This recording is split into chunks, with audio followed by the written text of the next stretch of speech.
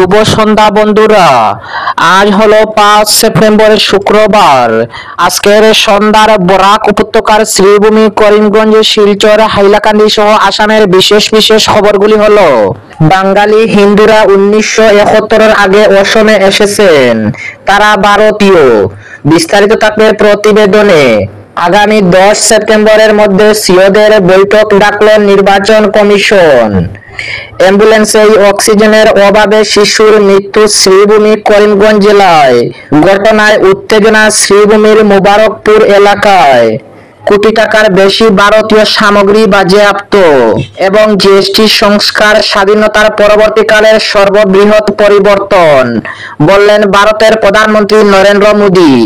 তাহলে বিস্তারিত খবরে যাওয়ার আগে অবশ্যই ভিডিওটিতে একটি লাইক দিয়ে চ্যানেলটি সাবস্ক্রাইব করে পাশের বেল আইকনটি বাজিয়ে রাখবেন এবং ফেসবুক পেজে দেখে থাকলে পেজটি ফলো করে ভিডিওটি শেয়ার করবেন, যাতে সঠিক খবরগুলি সবার কাছে পৌঁছাতে পারি। এবার শুনুন আজকের খবরের বিস্তারিত। প্রথম খবর, বাঙালি হিন্দুরা 1971-এর আগে অসমে এসেছেন, তারা ভারতীয়। নাগরিকত্ব সংশোধনী আইন নিয়ে রাজ্যে বিভিন্ন সংগঠন ফের প্রতিবাদ শুরু করেছে এবং আশুর মতো সংগঠন সরাসরি বাঙালি হিন্দুদের দিকে আঙ্গুল তুলেছে। পরিস্থিতি সামাল দিতে মুখ্যমন্ত্রী হিমন্ত বিশ্ব শর্মা দেশভাগ এবং তার পরবর্তী সময়ের ইতিহাস তুলে বাঙালি হিন্দুদের পাশে দাঁড়িয়েছেন। অসমের মুখ্যমন্ত্রী হিমন্ত বিশ্ব শর্মার মতে ধর্মীয় নির্যাতনের শিকার হয়ে আত্মরক্ষার খাতিরেই বাঙালি হিন্দুরা অসমে প্রবেশ করেছিলেন এবং তারা এ দেশের আইন অনুযায়ী তারা ভারতীয়। মুখ্যমন্ত্রী বলেন, বাঙালি হিন্দুরা 1971 সালের আগে অসমে আশ্রয় গ্রহণ করেছেন এবং আসাম চুক্তির মতে তারা ভারতীয় নাগরিক। তাদের সন্দেহের চোখে দেখা যায় এবং অনেকেই সেটা করেন, তবে আমাদের মনে রাখতে হবে তারা নিজের ইচ্ছায় পূর্ব পাকিস্তানের নিজেদের ঘরবাড়ি ছেড়ে এদেশে প্রবেশ করেননি। সেখানে তাদের উপর অত্যাচার হয়েছে এবং আত্মরক্ষার জন্য ভারতে আশ্রয় নিয়েছিলেন। সম্প্রতি কেন্দ্র সরকার আফগানিস্তান, বাংলাদেশ ও পাকিস্তানের সংখ্যালঘু সম্প্রদায়ভুক্ত মানুষের 2024 সালের 31 ডিসেম্বর পর্যন্ত ভারতে আসার পর বৈধ নথিপত্র না থাকলেও বা মেয়াদ উত্তীর্ণ হলেও আইনি পদক্ষেপ না নেওয়ার সিদ্ধান্ত নিয়েছে। 1 সেপ্টেম্বর স্বরাষ্ট্র মন্ত্রকের জারি করা ইমিগ্রেশন এন্ড ফরেনার্স এই অর্ডার অনুযায়ী 2025-এ বলা হয়েছে, হিন্দু, শিখ, বুদ্ধ, জৈন, পার্সি ও খ্রিস্টান সম্প্রদায়ভুক্ত মানুষরা 2024 সালের শেষ দিন পর্যন্ত ভারতে প্রবেশ করলে তাদের বিরুদ্ধে কোনো আইনি ব্যবস্থা নেওয়া হবে না। এ নিয়ে রাজ্য জুড়ে অনশন কর্মসূচি পালন করল সারা আসাম ছাত্র সংস্থা আসু।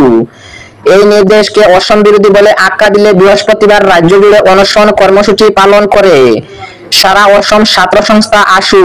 তাদের মতে এই নির্দেশ নাগরিকত্ব সংশোধনী আইনের চেয়ে ভয়ঙ্কর। বিভিন্ন সংগঠনের প্রতিবাদ নিয়ে মুখ্যমন্ত্রী প্রশ্ন করলে তিনি বলেন, নাগরিকত্ব সংশোধনী আইন নিয়ে দীর্ঘ আন্দোলন হয়েছে অসমে এবং এ রাজ্যে 5 ব্যক্তি শহীদ হয়েছেন। এই আইন কার্যকর হওয়ার পর মাত্র 12 জন ব্যক্তি নাগরিকত্বের জন্য আবেদন করেছিলেন এবং 3 জন সেটা পেয়েছেন।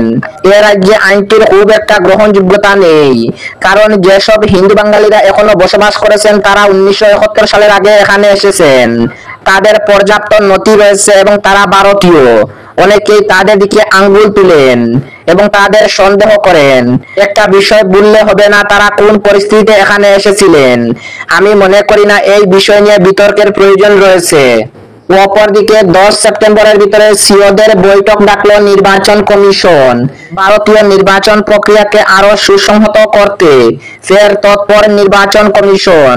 এ ব্যাপারে আগামী 10 সেপ্টেম্বর নয়াদিল্লির দ্বারকা IIDM ভবনে কমিশনের তরফে ডাকা হয়েছে এক উচ্চ পর্যায়ের বৈঠক। বৈঠকে সব রাজ্য ও কেন্দ্রশাসিত অঞ্চলের মুখ্য নির্বাচনী আধিকারিক ও তাদের সঙ্গে নির্বাচনী এলাকার দায়িত্বপ্রাপ্ত একজন অতিরিক্ত বা যুগ্ম সিওকে ওই বৈঠকে উপস্থিত থাকার নির্দেশ দেওয়া হয়েছে। নির্বাচন কমিশনের তরফে জারি করা বিজ্ঞপ্তি অনুযায়ী এই বৈঠকে 1 মিনিট নষ্ট না করে কিভাবে দেশ জুড়ে নির্বাচনী প্রস্তুতি ও রুল ম্যানেজমেন্ট আরো দক্ষ করা যায় তা নিয়ে বিস্তীর্ণ আলোচনা করা হবে। কমিশনের তরফ থেকে একটি 2 মিনিট প্রোগ্রাম ইতিমধ্যেই পাঠানো হয়েছে মুখ্য নির্বাচনী আধিকারিকের কাছে। কমিশনের স্পষ্ট বার্তা উপস্থিত থাকতে হবে, কোনো অজুহাত দেখালে চলবে না। সুতরাং নির্বাচনের পূর্ব প্রস্তুতির এই বৈঠক ঘিরে সমমহলে কৌতূহল তুঙ্গে। সূত্রের খবর, আর কিভাবে দেশ জুড়ে অবাধ, নিরপেক্ষ ও প্রযুক্তি নির্ভর নির্বাচন সম্পন্ন করা যায় সে নিয়েই হবে মূল আলোচনা। প্রসঙ্গত, আগামী বছরের মধ্যেই একাধিক রাজ্যে বিধানসভা নির্বাচন এবং পরে 2029-এর আগে হবে লোকসভা নির্বাচন। তারই প্রেক্ষিতে কমিশনের এই পদক্ষেপ অযথেষ্ট তাৎপর্যপূর্ণ বলে মনে করেছেন বিশেষজ্ঞরা। অপরদিকে অ্যাম্বুলেন্সে অক্সিজেনের অভাবে শিশুর মৃত্যু শ্রীভূমি করিমগঞ্জ এলাকায় উত্তেজনা। অ্যাম্বুলেন্সের ভেতরে অক্সিজেনের অভাবে 8 মাসের শিশুর মৃত্যুর ঘটনায় উত্তেজনা শ্রীভূমির মোবারকপুর এলাকায়। করিমগঞ্জ সিভিল হাসপাতাল থেকে শিলচর মেডিকেল কলেজে নিয়ে যাওয়ার পথে গতকাল বৃহস্পতিবার দুপুরে অ্যাম্বুলেন্সের ভেতরে মৃত্যু হল শিশু শাহজাহান আলমের। শিশুটির মৃত্যুকে ঘিরে এলাকা জুড়ে উত্তেজনা দেখা দেয়। ক্ষুব্ধ পরিবারের লোক ও স্থানীয়রা আটক করেন অ্যাম্বুলেন্স চালককে। পরিস্থিতি নিয়ন্ত্রণে আনতে ছুটে যান সদর থানার পুলিশ। অভিযোগ অনুযায়ী শ্রীভূমি শহরের লাগোয়া শেখি কানিশাইল গ্রামের বাসিন্দা মাজিদুল ইসলামের 8 মাসের সন্তানকে বুধবার সিভিল হাসপাতালে ভর্তি করা হয়। বৃহস্পতিবার সকাল থেকেই তার শারীরিক অবস্থার আরো অবনতি হলে করিমগঞ্জ সিভিল হাসপাতাল থেকে শিলচর মেডিকেল কলেজে রেফার করেন চিকিৎসকরা। সে সময় অ্যাম্বুলেন্সের জন্য খোঁজাখুঁজি শুরু হলে একটি ব্যক্তিগত অ্যাম্বুলেন্সের চালক তাদের সঙ্গে যোগাযোগ করে অন্য অ্যাম্বুলেন্স থেকে সে কম টাকায় নিয়ে যাবে বলে জানায়। ফলে পরিবারের লোকটা রাজি হন। এরপর শিশুকে সেই অ্যাম্বুলেন্সে বসিয়ে পরিবারের সদস্যরা শিলচরের উদ্দেশ্যে রওনা দেন।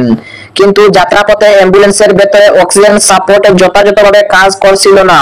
এ নিয়ে শিশুটির বাবা গাড়ি চালককে জানালে সে বিষয়টির উপর নজর না দেয়। কিন্তু ক্রমাগত শিশুটির শারীরিক অবস্থার অবনতি হলে সে গাড়ি থামিয়ে চেক করা শুরু করে। পরিবারের অভিযোগ, অক্সিজেনের সিলিন্ডার সঠিকভাবে কাজ করছিল না আর সেই চালক এ বিষয়ে মোটেও পারদর্শী নয়। ফলে কিছু সময় পর শিশুটির মৃত্যুর কুলে ঢলে পড়ে। মোবারকপুর এলাকায় যাওয়ার পর শিশুটির মৃত্যু হয়। এরপর এলাকায় উত্তেজনা দেখা দেয়। সেই অ্যাম্বুলেন্স চালককে ঘেরাও করেন স্থানীয় বাসিন্দারা। এতে পরিস্থিতি ক্রমশ হয়ে উঠে উত্তপ্ত। এ ঘটনার খবর পেয়ে সদর থানার পুলিশ সেখানে উপস্থিত হয়ে অভিযুক্ত চালক সহ অ্যাম্বুলেন্সকে নিয়ে যাওয়া হয় থানায়। অপরদিকে ভারতীয় কোটি টাকার সামগ্রী বাজেয়াপ্ত। 1 কোটি 36 লক্ষ টাকার চোরাচালান ভারতীয় সামগ্রী আটক করেছে সিলেট ব্যাটালিয়ন। বৃহস্পতিবার সিলেট ব্যাটালিয়নের দায়িত্বাধীন বাংলাবাজার, তামাবিল, উৎমা, বিছনাকান্দি, প্রতাপপুর, সংগ্রাম এবং দুবির হাওর বিওপি কর্তৃক চালানো হয় এক চোরাচালানি বিরোধী অভিযান। এতে বিপুল পরিমাণ ভারতীয় শাড়ি, সানগ্লাস, গরু, chocolate, pudding powder, ponds ব্রাউট, beauty face wash, চা পাতা এবং চিনি, বাংলাদেশি শিং মাছ আটক করে। আটককৃত মালামালের আনুমানিক মূল্য 1 কোটি 36 লক্ষ 27 হাজার 580 টাকা। এবং আজকের শেষ খবরটি, জিএসটি সংস্কার স্বাধীনতা পরবর্তীকালের সর্ববৃহৎ পরিবর্তন বললেন ভারতের প্রধানমন্ত্রী মোদী। পণ্য ও পরিষেবা করের যৌক্তিকরণের স্বাধীনতা পরবর্তীকালের সর্ববৃহৎ সংস্কার, একথা বলে অভিহিত করলেন ভারতের প্রধানমন্ত্রী নরেন্দ্র মোদী। উল্লেখ্য, এই সংস্কারের ফলে একাধিক পণ্যের উপর করের হার কমানো হবে এবং পাউরুটি, জীবনদায়ী ঔষধ সহ বেশ কিছু গুরুত্বপূর্ণ পণ্য কর সম্পূর্ণরূপে প্রত্যাহার করা হবে। জিএসটি কাউন্সিলের এই সিদ্ধান্ত আগামী 22 সেপ্টেম্বর অর্থাৎ নবরাত্রির প্রথম দিন থেকে কার্যকর করা হবে। এদিন জাতীয় শিক্ষক পুরস্কার বিতরণী অনুষ্ঠানে এসে প্রধানমন্ত্রী নরেন্দ্র মোদী বলেন, নবরাত্রির প্রথম দিন থেকে জনগণ এই সংস্কারের সুবিধা পেতে শুরু করবে। এবার ধনতেরাস আরো বেশি উজ্জ্বল হবে। এটি স্বাধীন ভারতের সবচেয়ে বড় সংস্কার। তার বক্তব্যে তিনি এটাও স্পষ্ট করেন যে তিনি লালকেল্লা থেকে দীপাবলি এবং ছট পূজার আগে ডাবল ধামাকা জিএসটি সংস্কারের প্রতিশ্রুতি দিয়েছিলেন। প্রধানমন্ত্রী নরেন্দ্র মোদীর দাবি, এই জিএসটি সংস্কারে পঞ্চরত্ন অন্তর্ভুক্ত হয়েছে। একটি সহজ কর ব্যবস্থা, নাগরিকদের জীবনযাত্রার মান উন্নত, ভোগ ও বৃদ্ধির প্রসার, ব্যবসা সহজ করার মাধ্যমে বিনিয়োগ ও কর্মসংস্থান সৃষ্টি। এই প্রসঙ্গে তিনি বিরোধী দল কংগ্রেসকে আক্রমণ করে জানান যে তারা যখন ক্ষমতায় ছিল তখন নিত্য প্রয়োজনীয় দ্রব্য, খাদ্য, ওষুধের মতো সবকিছুর ওপর কর বসিয়েছিল।